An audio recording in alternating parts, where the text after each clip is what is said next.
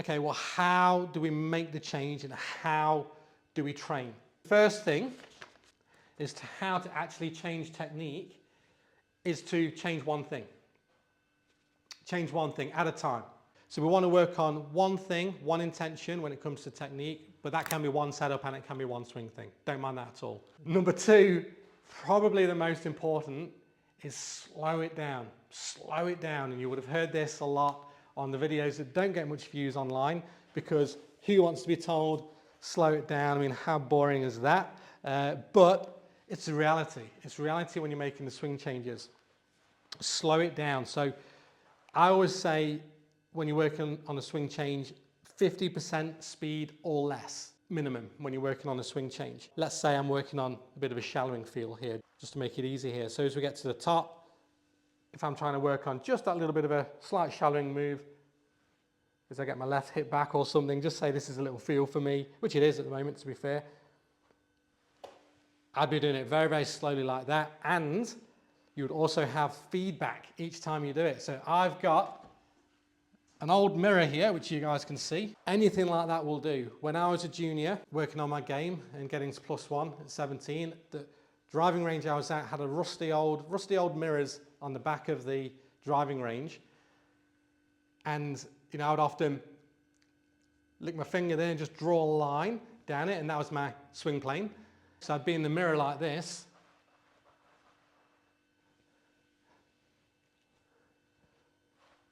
working on my swing plane. How's that for feedback? Instant feedback. Then you can match feel with real. You're not guessing. You're not guessing. So crucial, doing it slow, getting the feedback. So can you get it, like we said earlier on, can you get it to understand what you got to do? Then can you get it to look good? Then can you get it to look good without a ball? Slow. Then can you get it to look good with a ball? But I'm going to use a foam ball, because this is taking away the outcome and the result, the strike, not bothered. The ball's just there. So this is how you bridge the gap between a real ball and a no ball. I love foam balls. And the beauty of this as well is you can do it in your garden. You can do it in a garage here, where if I shank it, I'm not going to take out my door. It's not going to fly back off the concrete and take my nose out. So I could be working on that same thing with the mirror too, if it was behind me there. Boom, boom. And I'm just doing the movement. And I'm just doing the shot with the ball there. It doesn't matter if I shank it, I'm not bothered. And then you look on camera, it was that way I want it to be. This takes a lot of discipline.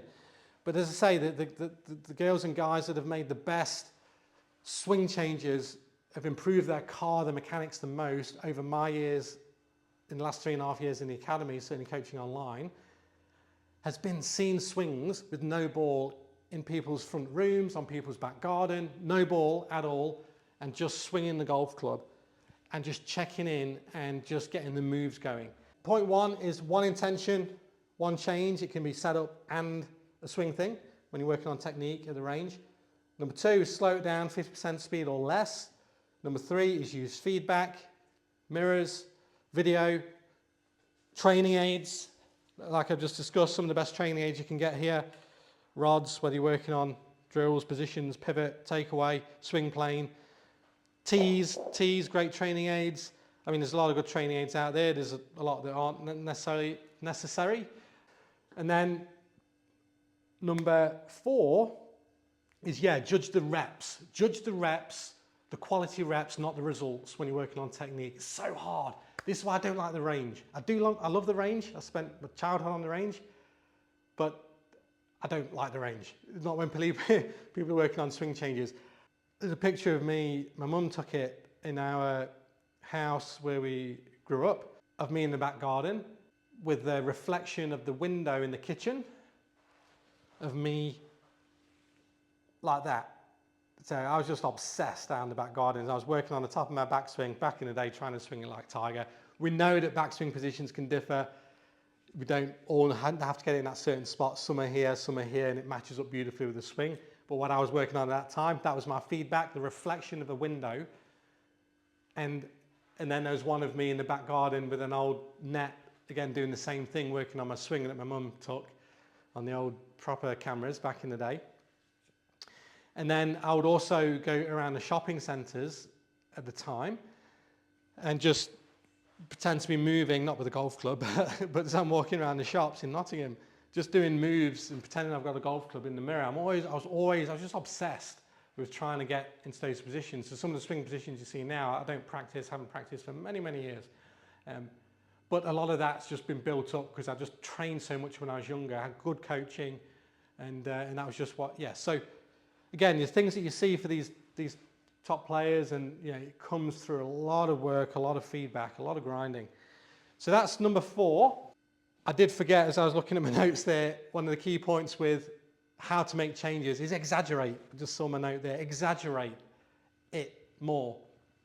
So just on that, for example, if it's a swing change for the backswing, and let's say, and this can be a good check, some people I encourage to get a little bit across the line, just throwing out random. I'm not saying anyone here needs to do this, but for me, I get a bit across the line, it causes me some issues. So my feels to get somewhere on plane would be here. So I'm feeling like I'm holding a bottle of water here. This is what I mean by exaggerating. So if I'm trying to get less, some of this is my shoulder too, but if I'm trying to get less across the line here, I'll try and use my wrist more and feel like I'm over here. So putting out a fire that's behind me, like tipping out the water, it's super exaggerated. And so if I was making this change, I'd no ball and foam balls all day long to try and get this in. So I'd be feeling like I'm here and then swinging. But the reality be that feeling would, if I was to put that on camera, that club was probably bang on plane. So exaggerate is another key thing when you're looking to make the technique change. You'll get there much quicker. Generally, for most players, and everyone's got their own plans, but for most players, I would say do your technique stuff at home, in the garden, no ball. Some players are lucky enough to have a little net or something at home, or some foam balls. Great, perfect. Do the technique stuff there. Just 10 minutes a day here, 5 minutes here, 15 minutes there. You don't need a big warm up because you're doing it slow, right? Doing it slow.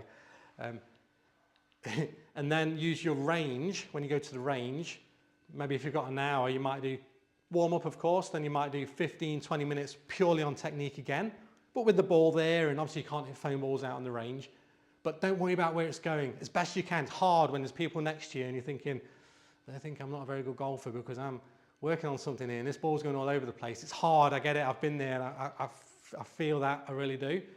And if I was to go and practice on the range and out at Yokan, and if I'm working on something in my swing, even I subconsciously would go back to what I want to do, because I don't want people that I coach that are practicing next to me to see me hitting terrible shots because I'm supposed to be the pro. It's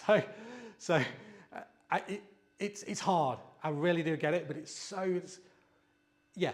So that's why I don't like the range. But if you can, just grind away the movements, get it looking good on camera. Then the middle part of your session, you'll blend that then into skill work. Whatever the main thing is for you, whether it's ground contact work, whether it's direction, whether it's pressure test, whether it's variable practice, whether it's tee shot work, whether it's ball flight work, whether it's high low trajectory, recovery shots. Or that's the skill stuff. That's the fun stuff. That's the stuff I used to love the grind, to be honest. I absolutely love the grind of working on the swing. But then that's the fun stuff, the skill stuff, the changing the ball flight. So, and then the last part of it will be randomizing the clubs and maybe prepping for the course that you're playing on a weekend. And that's for most everyday players that are playing and don't necessarily have a specific tournament coming up. For those that play, some in the academy playing at a sort of high level there when it comes to state competitions, etc. Then obviously you periodise the training and you try and get more into performance work, training to perform versus technique when you're coming into those tournaments. So just quickly, if you're struggling with those fat or thin shots, the toe strikes, maybe even the shanks, I've designed a perfect solution, the 7-day ball striking reset. 1 drill per day for 7 days and just 10 minutes per day. Guaranteed over 7 days to improve that ball striking, get your confidence back, get you out on the golf course, striking it pure. So click the link in the description below to get started, and I'll see you on the inside.